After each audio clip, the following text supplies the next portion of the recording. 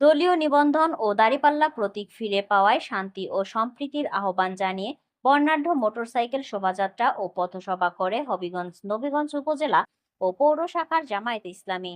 হবিগঞ্জ জেলা প্রতিনিধি মোহাম্মদ সেলিম উদ্দিন জানান, সোমবার সকালে এই মোটরসাইকেল শোভাযাত্রা অনুষ্ঠিত হয়। আসন্ন জাতীয় সংসদ নির্বাচনকে সামনে রেখে দাঁড়িপাল্লা প্রতীক নিয়ে নির্বাচনী প্রচারণায় সরব হয়ে উঠেছে বাংলাদেশ জামায়াতে ইসলামী। কেন্দ্রীয় মজলিসের শুরা সদস্য ও হবিগঞ্জ ১ নবীগঞ্জ বাহুবল আসনের এমপি প্রার্থী মোহাম্মদ শাহজাহান আলী ও নবীগঞ্জ উপজেলার সাবেক ভাইস চেয়ারম্যান জামায়াতে ইসলামীর আমির মাওলানা আশরাফ আলীর নেতৃত্বে ঢাকা সিলেট মহাসড়কের আউশকান্দি ফুলকলি প্রাঙ্গণ থেকে বর্ণাঢ্য মোটরসাইকেল শোভাযাত্রা বের করা হয়।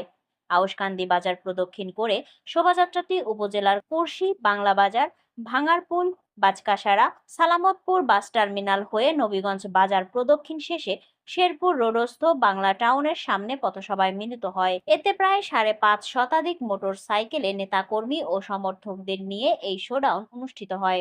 উপজেলা জামায়াতের আমির ও সাবেক ভাইস চেয়ারম্যান মাওলানা আশরাফ আলীর সভাপতিত্বে পথসভায় প্রধান অতিথির বক্তব্য রাখেন হবিগঞ্জ ১ আসনের জামায়াতের মনোনীত এমপি প্রার্থী জননেতা মোহাম্মদ শাহজাহান আলী। উপজেলা জামায়াতের আমির ও সাবেক ভাইস চেয়ারম্যান মাওলানা আশরাফ আলীর সভাপতিত্বে পথসভায় প্রধান অতিথির বক্তব্য রাখেন হবিগঞ্জ ১ আসনের জামায়াতের মনোনীত এমপি প্রার্থী জননেতা মোহাম্মদ শাহজাহান আলী। নবীনগর বাজারে পথসভায় এমপি প্রার্থী শাহজাহান আলী বলেন, দলীয় নেতাকর্মীদের উজ্জীবিত করা এবং নির্বাচনী প্রচারণার অংশ হিসেবে এই শোডাউন বের করা হয়েছে। দেশে শান্তি প্রতিষ্ঠায় এবং ইসলামী শাসন ব্যবস্থা চালু করতে বাংলাদেশ জামায়াতে ইসলামীর কোনো বিকল্প নেই।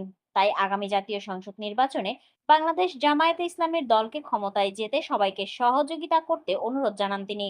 মোটর শোভাযাত্রা ও পথসভায় পৌর আমির প্রিন্সিপাল সোহেল আহমেদ, উপজেলা সেক্রেটারি সাইদুল হক চৌধুরী সহ জামায়াতে ইসলামী ও সহযোগী সংগঠনের বিভিন্ন পর্যায়ের বিপুল সংখ্যক নেতাকর্মী ও সমর্থক অংশ নেন।